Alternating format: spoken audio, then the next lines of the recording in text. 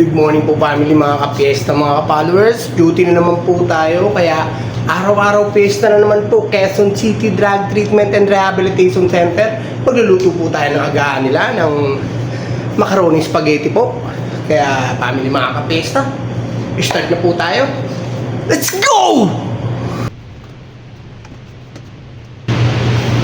Garlic and onion po.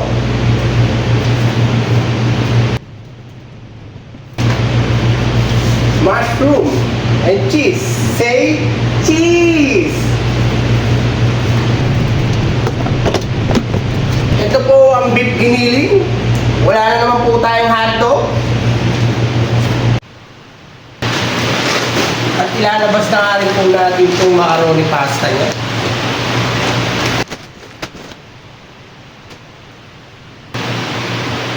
At ang spaghetti sauce niya,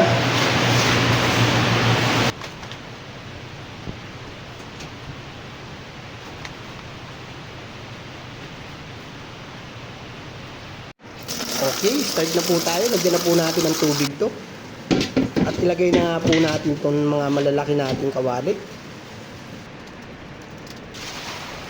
Okay, ito na po yung tubig. Lagyan ko na po yung pagpapakuluan ko po ng macaroni pasta.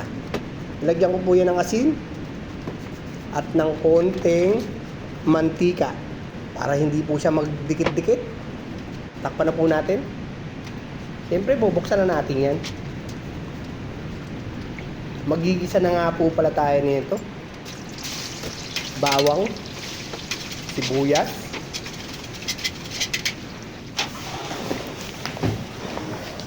ito na po ang beef giniling. Siyempre, pampalasa, patis, nilagyan po natin yan. Then, mekos-mekos lang po. Yan, parang naghahalo ka lang ng semento. Buksan na nga po pala natin itong spaghetti sauce. Yan po, ganyan po kabilis. Madaling araw po. Wala akong katulong kaya kailangan hyper tayo niyan. O, diba? Okay po. Continuous po tayo. Ilagay na nga po natin itong binuksan nating spaghetti sauce niya. At ito po yung cheese niya para malusaw agad. Mushroom, sugar po. Then mekos-mekos ulit.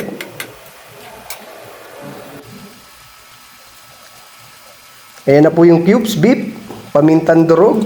At nilagyan ko po yan ng isang pirasong tomato paste. Para yung asim niya ay suabe. Dinudurog ko nga po pala yung cheese dito kasi nagbubuo-buo.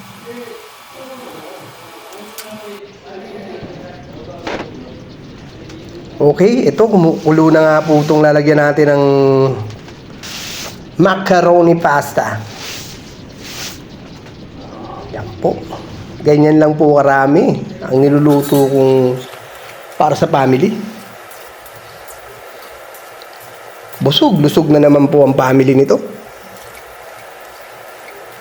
Okay po, continuous lang po, mekos-mekos lang. Kasi po, masusunog po yung gitna niyan. Okay, tikman natin kung okay na yung lasa. Medyo natabangan po ako. Kulang sa tamis. Nilagyan ko po ng sugar ulit. Mekos-mekos po. Bawal po masunog ang gitna niyan. Papait po ang lasa. Kailangan masipag ka lang po maghalo dyan. Kaya yung praso ko niyan lumalaki na. At okay. Tapos na po yan. Luto na po siya. Okay na to.